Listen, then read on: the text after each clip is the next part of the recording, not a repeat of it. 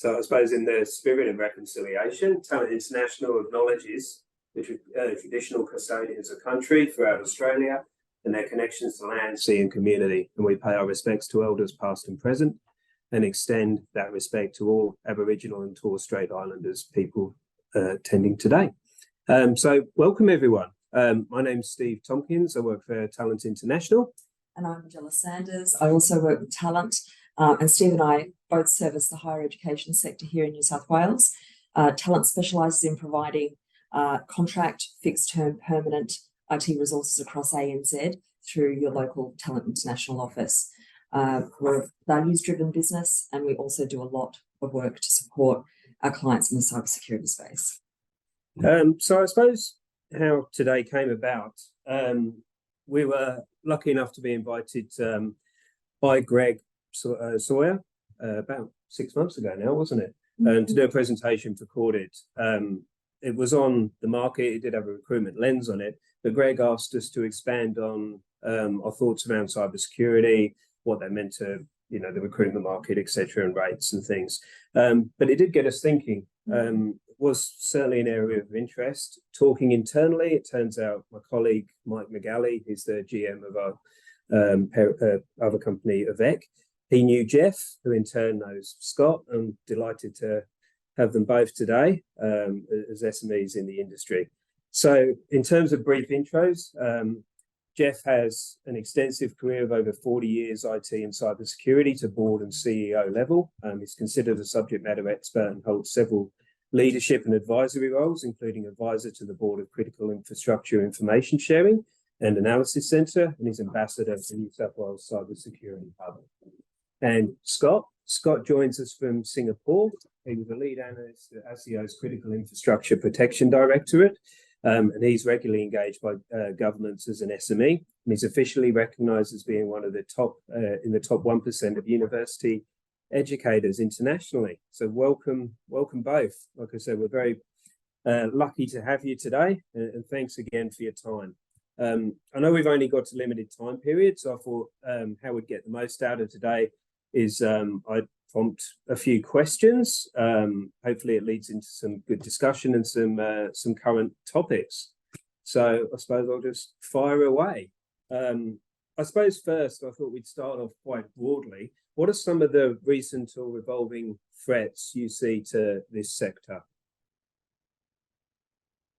Well, Steve, before I get underway, I no longer work at ASIO. I was there from 2006 to 2008, so just want to make that really clear. It was a long time ago.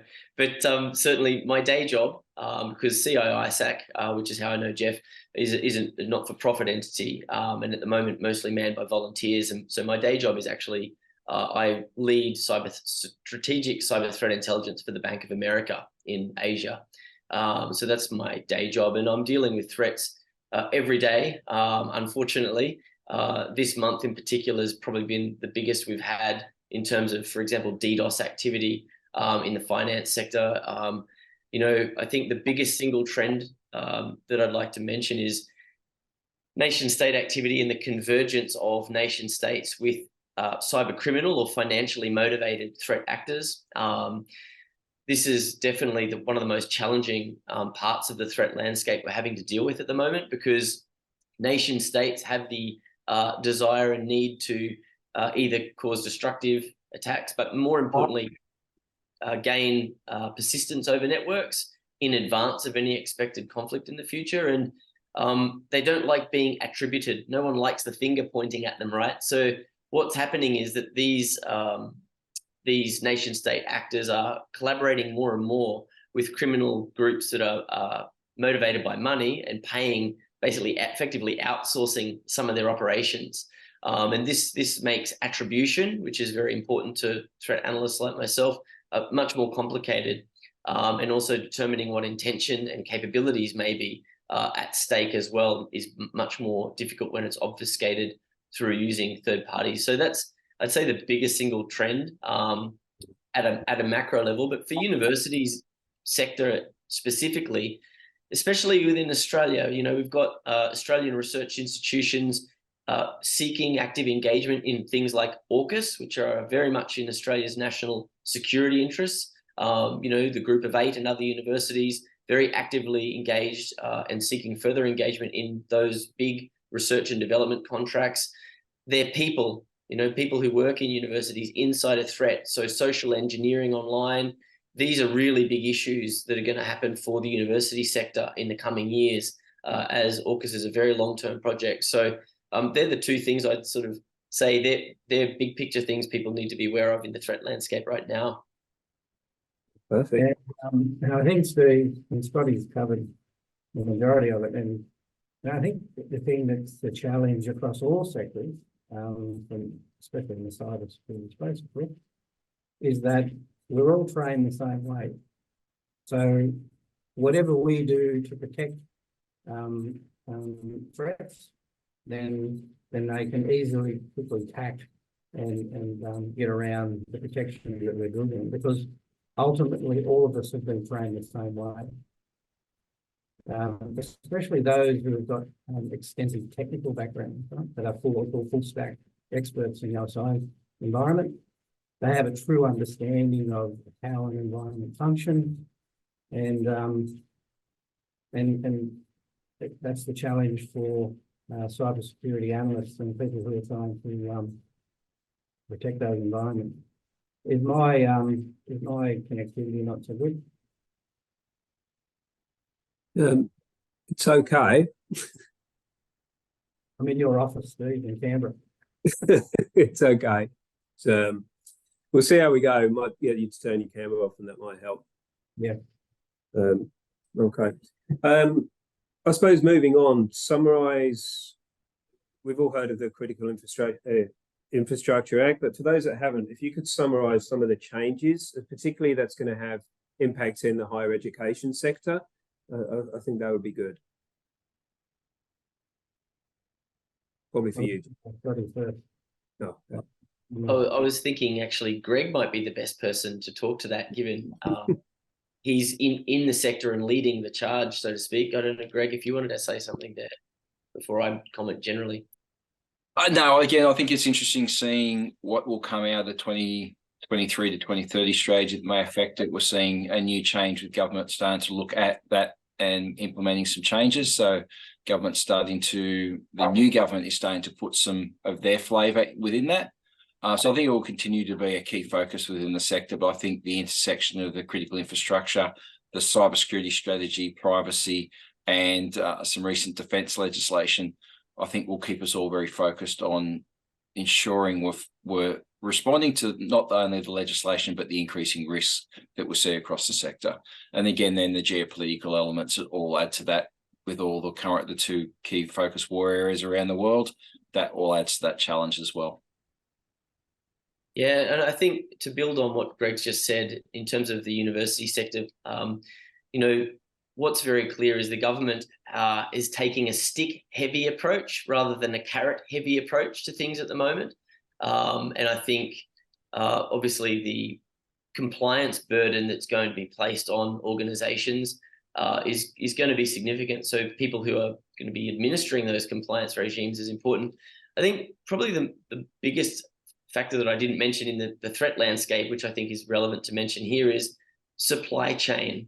So, third-party risks and threats are very real. If you've probably been watching this year, big ones like Move IT, file sharing arrangements, those sorts of things. I mean, multiple supply chain attacks are very significant.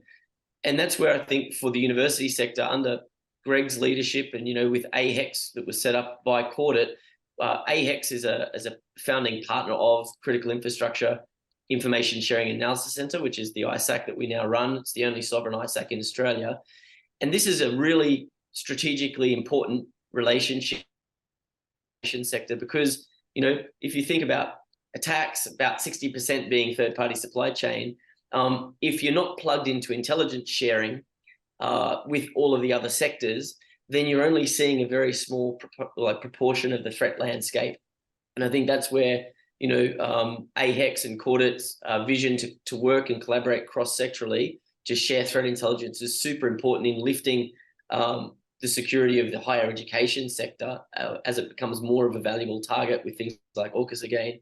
And also what I am really grateful to the government for is in the strategy, they did explicitly declare that information sharing and analysis centres, such as CISAC, that Jeff and I are involved with, they see great value in and merit in those as organisations that plug different industry elements together to facilitate that threat and vulnerability information sharing. So I think the sticks are very clear. What we now need to do is, in a way, build our own carrots, and collective security is a no-brainer. We can't leave people behind who can't afford security, because that will be the vector through which our adversaries come. So we really need to focus on collaboration, and sharing doesn't cost us much, actually. It does give us massive insights and capabilities, though. So it's a very low cost, high return activity that we can do to meet the requirements of the new legislation and regulations. Anything you'd like to add, Jeff? So, how's the audio, Steve? Am I coming through? That's a lot better. Yeah, I'll turn the camera up.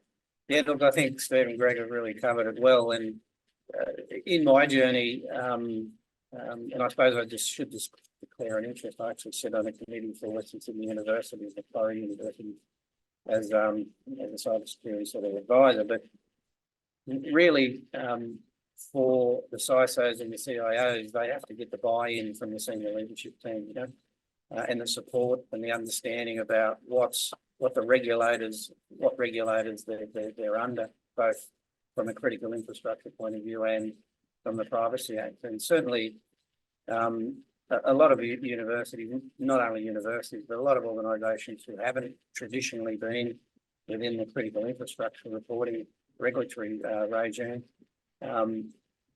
don't really or aren't aware that they sit within that space now, and how they are supposed to provide the government with a list of critical assets that they have in their organisations, and what the reporting timeframes are. Like, if you have a threat or a breach to a critical piece of infrastructure, then you've got something like 12 hours to report it. So, but yeah, and for universities that have campuses offshore as well, they're subject to not only the Australian regulatory requirements, but they're also subject to the sovereign requirements of those countries that they have campuses in. So that's another thing that they need to consider. In terms of my third question, Scott, you've touched on this. I think it's clear, Jeff and I were talking about how to frame this question this morning, but it's quite clear in the Act who's responsible. But is there anything else, if there's a breach, when third parties are involved, that we can do to mitigate that risk? Yeah, I think it's interesting. So if you look at most, even largish organizations these days, they are actually outsourcing to a managed security provider or a managed security services provider, MSP, MSSP, whatever you want to call it.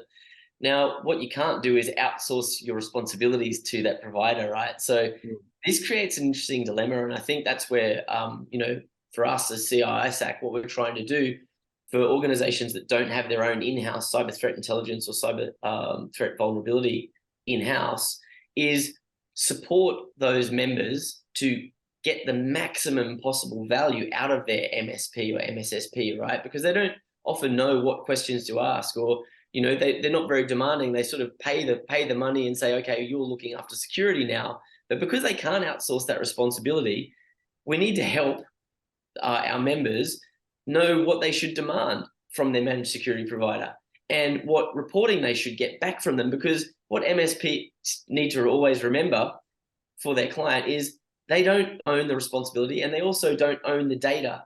The telemetry they observe and monitor, the infrastructure they monitor, is their client's asset, and it's not their asset.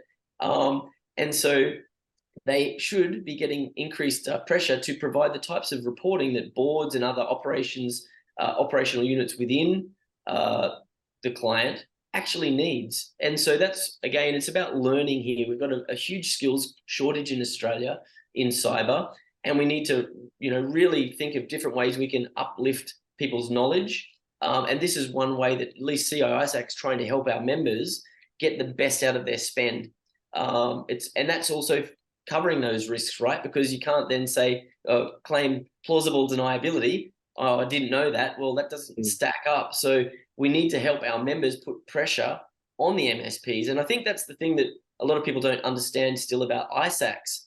Yes, we're about getting the bad guys. By sharing intelligence, we are able to defend better against the bad guys. But when it comes to third party and software supply chain risks, actually, if you look at the Australian file transfer appliance incident that hit the Reserve Bank of New Zealand and ASIC in Australia, vendors don't have it in their interest to tell their clients that they've actually been compromised or impacted, right? They hide it as long as they can. They're listed on the stock exchange, directors' remunerations involved.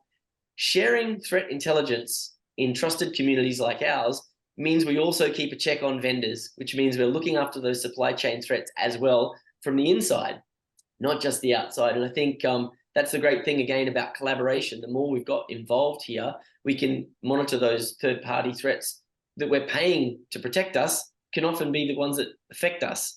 So that's the bit I'd like to highlight there. I don't know, Greg, if you'd like to, you've got a lot of insight into contractors and outsourcing and stuff, if you want to add something on that. No, I think fully agree with that.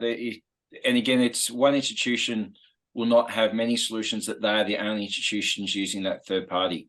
So if one institution is compromised, that sharing becomes critical. And we're looking to get proactive in terms of the evaluation of them, the ongoing risk assessments of them as well, collaboratively. We can't do that all by ourselves. We don't have the resourcing. So can we look at doing elements like that to bring it all together? So the key elements Scott talked about, the sharing is going to be critical in addressing some of the risks that we do face.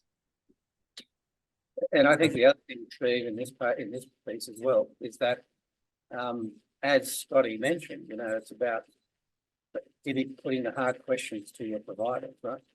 And the providers need to be aware also, because they are providing downstream or upstream services to a critical infrastructure provider, they are now also subject to the Critical Infrastructure Act, because they are a supply chain provider. So cloud services providers and MSSPs who may not sit within the critical infrastructure list, because they are providing services to a critical infrastructure service, then they are themselves also subject to that act as well. For reporting. Would the civil fines apply to them as well in the same way? Well, if it's proven that the breach was subject to a failure in their assets, even though the data belongs to is owned by the person of that data. So, like it says there, if the breach, who is responsible? Well, the owner of the data is responsible. You can't outsource the responsibility.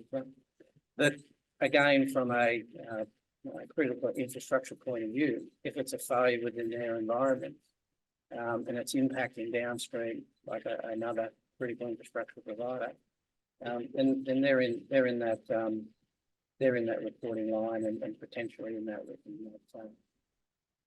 could suffer fines and that. So what I'm hearing is collaboration is going to be a big way.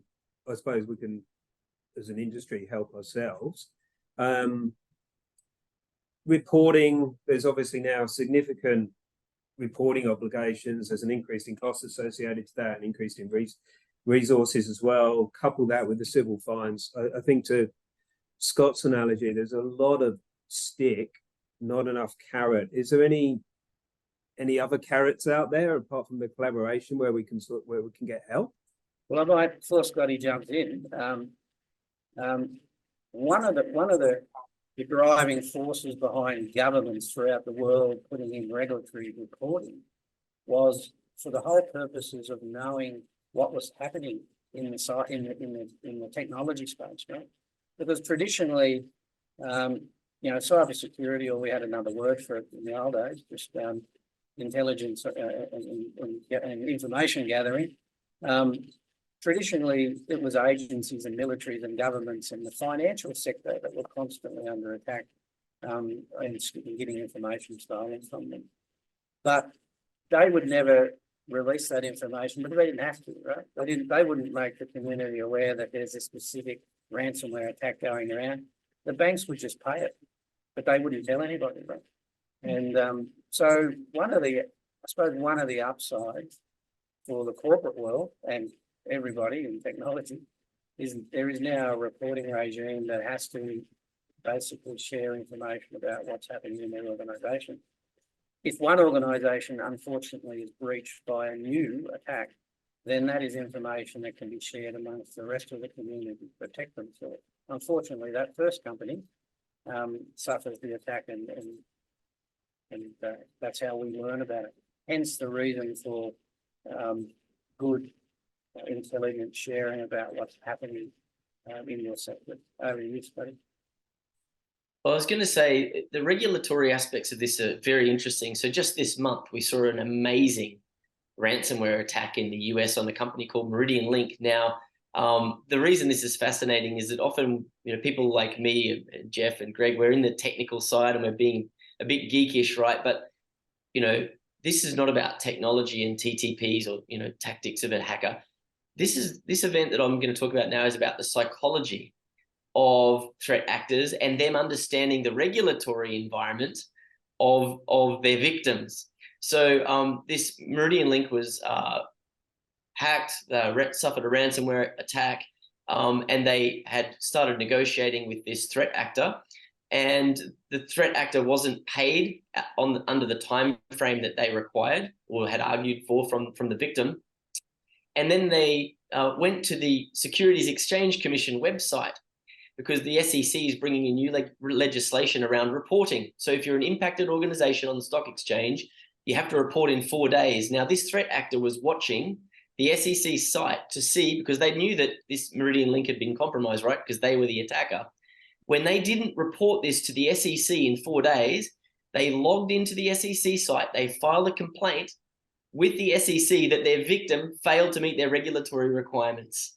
Okay, so you're damned if you do and you're damned if you don't. They tried to hide and negotiate with the ransomware actor.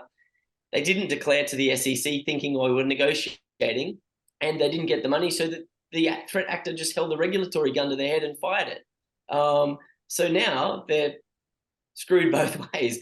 But we need to remember that regulation is great, but the thing is, hackers are not constrained by compliance obligations.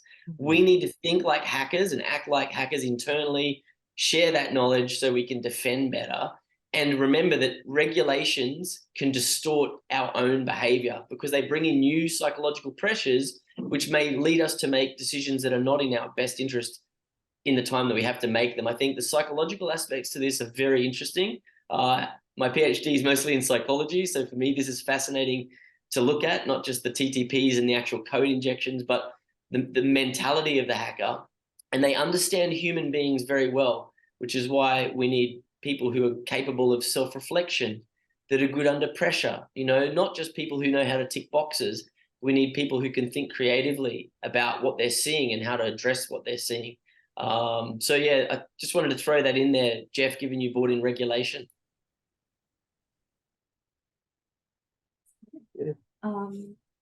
Are there any other learnings that you can share, say, from the financial services sector?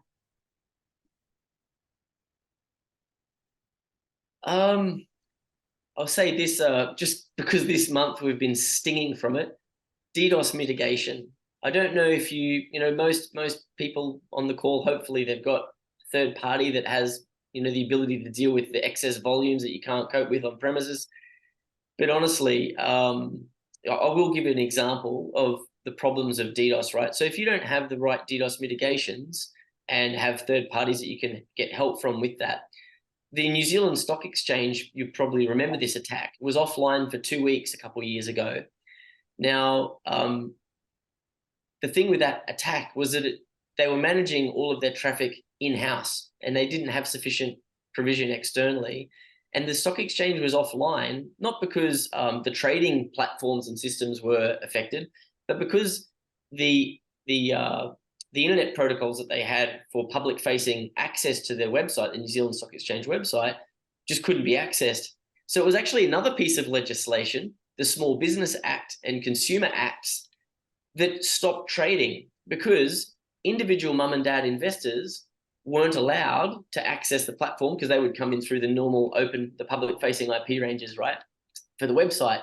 And because they weren't able to have the exact same time of market information and trading access, the institutional investors weren't allowed to either, because individual private mum and dad / investors shouldn't be disadvantaged versus the big players, right? So that's actually what caused the market to stop there. So here we have, again, this problem of a control, having the right resources at your side, but also knowing your regulatory environment and knowing what's going to crimp your business. Because even though the internal payments and gross settlement systems were functioning fine, that public internet-facing platform that stopped mum and dad investors getting in was actually what shut the whole thing down because of the other regulations. So I think as a hard example, I'd love to, I'm glad I shared that one with you, but also happy to hear from people if there's other questions. I've got loads of examples to talk about, but that's one I think is a really sweet story.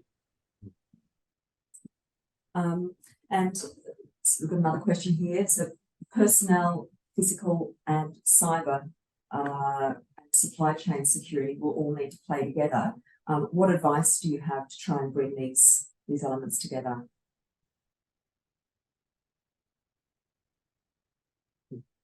Go, Scotty. I was going to say, Greg, do you want to talk about maybe how you're doing that within the universities themselves, especially around the physical and the personnel? Thankfully, I'm not. That's the role of the CISOs and the CIOs. So they've got an immense job in that space. So it is an ongoing challenge. It's difficult recruiting and retaining within that space. And supply chain, we are looking to act collectively, as you talked about earlier. That's something we are looking to do through Cordit. Just one you mentioned quickly before, back on the DDoS protection. We're lucky in the sector we collaborate across AHEX, and ARNet is a partner within that. All SOC customers have DDoS protection, and it's available for all the sector. So again, in a lot of those spaces where we can, particularly from a Cordit perspective, it's looking at where we can deliver service. Essentially, we can't help with delivering research. We can't help with teaching students. What we can look to do is where can we do those activities that all institutions can utilize, risk assessments, ongoing practical assessments of vendors, looking at onboarding and offers, threat sharing, threat intelligence. So we look to bring all those elements where, again, there's a commonality across the sector and deliver that. And then institutions do that higher level activities within that Cordit and the AHEX partners can't assist with. Yeah, I think I left academia. I was working as an academic until 2018 at the University of Melbourne and the University of Western Australia. And I think in terms of the personnel and the physical side, from the inside of a university and having students and masters and PhD students and working in a faculty side, certainly we've got a long way to come when it's looking at education internally. Students don't always have high levels of access and privileges necessarily, but they do have access to the research, right? And I think students being made aware of if they're working on sensitive topics, if they're working on new technology, if they're working on different areas of innovation, then they are a target, whether they like it or not. They might think that they're just a PhD candidate working in a lab somewhere, but actually they are a prime target for social engineering, for network building by threat actors and threat actors who want to use them as a link in the chain. So I think that is definitely an area within our institutions in Australia we need to be much better at, providing usable education, not just, we don't want to have to teach people high levels of technical expertise that they don't need. It's more around self-awareness and knowing when something comes in, not falling for the simple pressure points, right? Like, you need to reply to this today so that you can keep your student access open, or whatever the silly vector campaign message may be, but just getting them to be more self-reflective and pause a bit more and see themselves as a target, take it personally that, they do impact on their own professional development if they're the vector through which an actor comes through, right? So helping them see what's in it for them and why they should take their own personal cyber hygiene very seriously, because they actually are a target. So I think for me, that's the big one in the university space as a reformed academic, no longer, but I think that's an area we really need to focus on. Yes.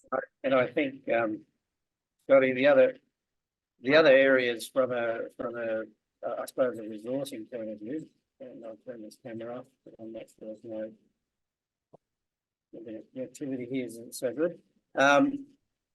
Is that at the end of the day, the insider threat is not always purposeful. It can be accidental, and a lot of what we're seeing inside organisations from the breach is that the person who was responsible for configuring a particular device doesn't have the necessary qualifications or the skill to do what's needed to configure the devices correctly. That's not their fault. Not always. They're not doing it purposely. They're just doing the work based on the knowledge that they have.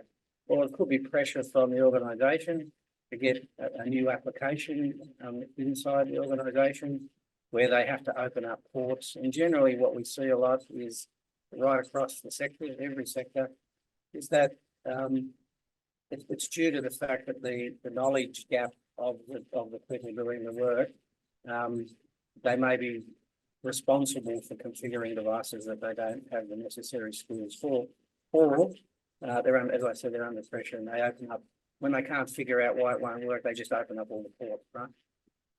They do any, which is a very dangerous thing for any environment, especially when it's an internet-facing device. It gets it working, there's no doubt about that. It causes grief for those environments. And supply chain, well, they can be the major gateway, because and I'll use the word when we're ethically hacking environments, we look for the weakest link. The weakest link is the person sitting at the keyboard or another supply chain provider who has access to your environment. So you may have the best cybersecurity strategy and posture, but it's always the weakest link that will cause you grief. Thanks, Chair. You've all now met Greg. Greg is the CEO of Corded, and as such, we wanted to invite him to ask a couple of questions today. Over to you, Greg. Excellent. Thanks, Magella. Appreciate all the times both Scott and Jeff have given, and they've got very unique experiences and a lot of knowledge to share. So one I wanted to talk about was we're hearing everything's AI. So whenever we talk, we hear everything's AI at the moment. You've seen new technologies come over your years of experience. Do you see AI as a threat or foe? And what do you think institutions should be doing to prepare for it as it hits, I think, next year in force? I suppose you're right, Greg. I've seen a few things come along in my time. No comment, Scotty, you can keep that joke. And like with any new technologies, humans have a habit of using it for good and using it for exploitation purposes, and AI will be no different.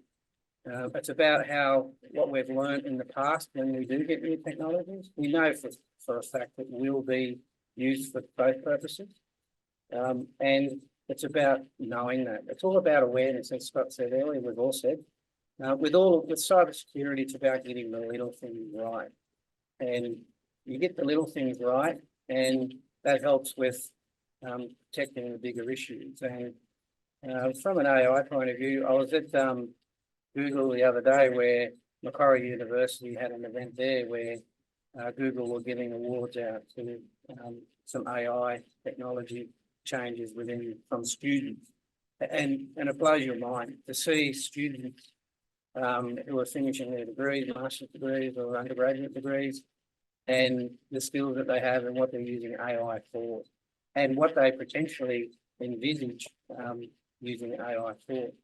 And from a good perspective, it will change the world. It will change things like medicine research, because a lot of the time, as we all know, as researchers, all of us have pockets of information that we don't often share with one another. But if we were to share it in a central repository and get things like AI users to give us their opinion on where the gaps are or why we're failing to cure something or invent something, it's got access to all that information. So, look, I think universities, as always, are going to be the edge. They're going to be the edge of creating what we use AI for, So are organisations like agencies and military, of course, and government. And it'll be used for national security purposes, and it'll be used for research purposes. How do we protect against it? Well, it's about building. It's the same framework as what we're doing in cybersecurity. As I said, cybersecurity's always been around. And when you mentioned DDoS, for example, DDoS is just a fancy word for a good old-fashioned flood ping.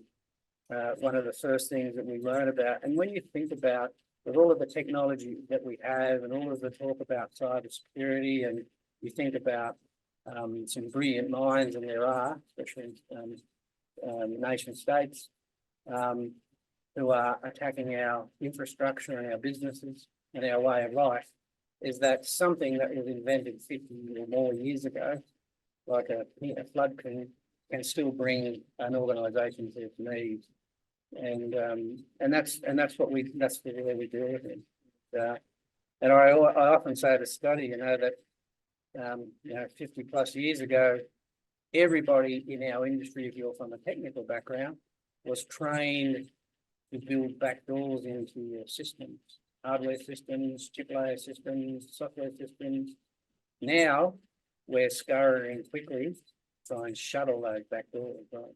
That's the challenge, right? Because as I said earlier, if you're from a technical background, we are all trained the same way. If you're a Cisco person, a Fortinet person, an OSI person, an OSI layer, a specialist, all of us know the tricks of the trade. So do our adversaries, because they're trained the same way. So, Yeah, I mean, so working in an industry that's trying to ignore or not engage with artificial intelligence, because of the fears around people's money being affected. But in general, I think definitely AI is a big problem. And whilst we don't operate those necessarily in most of the banks in particular, apart from trading platforms, occasionally I've seen a bit of increase in that use. But the threat actors have already been so creative in their use of artificial intelligence. It's been quite amazing. And especially even just this month, North Korea has been monitored and observed doing some quite interesting evolution to their TTPs based on what they're learning from AI. Their script. So I think the two big things that AI enable is a much more widespread industrialization of hacking, because people can just type in, give me a code to do a, SQL injection attack, on this infrastructure, and it'll help create and speed up the ability of a hacker to do that. So it's the scale of it and the speed of it that's really the issue, because it can overwhelm the cognitive capacities of people who aren't using AI to counter it, right? So, but it's already here, and I think one of the things I'd like to share is machines are learning about humans better than humans know about humans. There was a report in September done by CrowdStrike that was monitoring a whole range of artificial intelligence driven information operations. And what they were able to observe was that human beings, real people like you and me, were more likely to engage. So take an actor user interaction. So they were more likely to engage material that was produced through artificial intelligence than material information campaigns produced by humans. So there's something that's learning in terms of emotional sentiment, in terms of language structure, what provokes a response from a human being. So the levels of engagement from these two different types of campaign sets were greater for the AI generated campaigns. So that's worrying and interesting at the same time. But that's the sort of problems that AI is going to give us. They're going to understand human behavior better than most individuals understand human behavior and their own behavior for that matter. An increase in response in to say phishing emails and things like that. And yeah, right. Cool. Anything else to add, Jeff? No, I think we've covered it. Just don't ask it what's the biggest problem on our planet. You might be scared what it says. Just don't ask it to act on it. Excellent. Got a couple of minutes left. Obviously, there's loads to this topic. Any closing sentiments, Scott?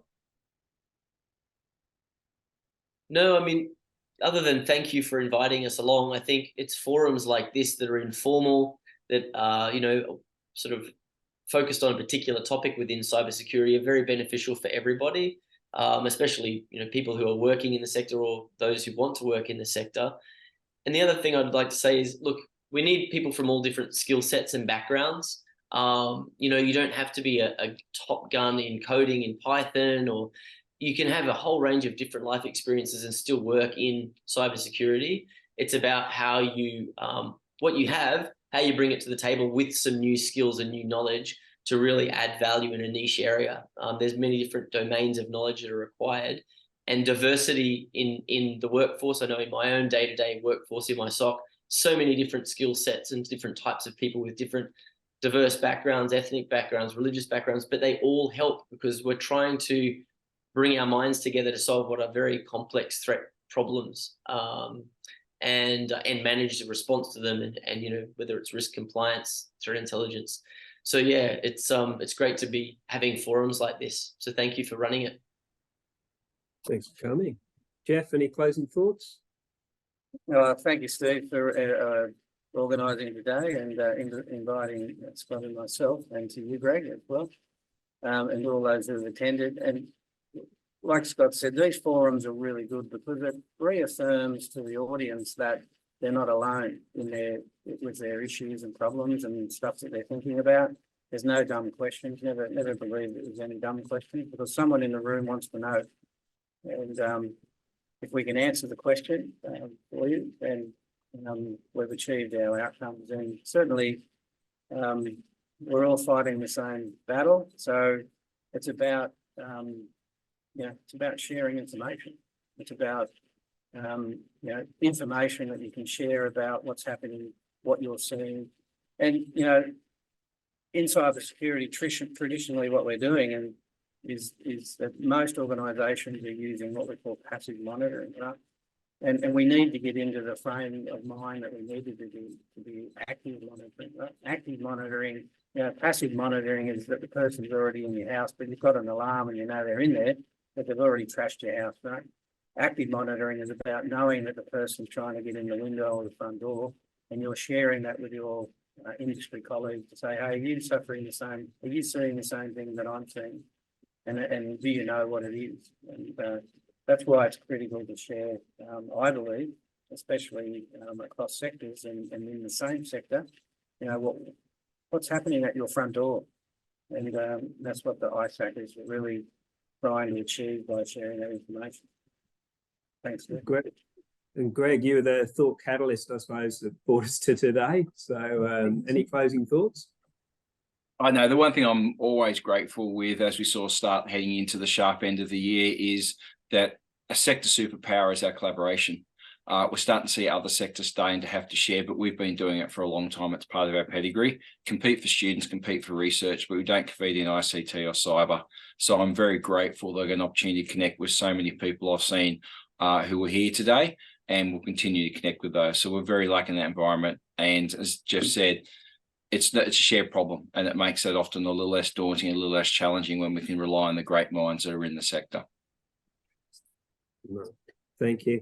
Well, we'll end it there. There's obviously a lot to that topic, but I can't thank you enough, our speakers, Scott, Jeff, and Greg, for your contribution today. Hope everyone got something out of it. Look, if it has highlighted a need for cybersecurity resources, please reach out to your local talent team or account manager.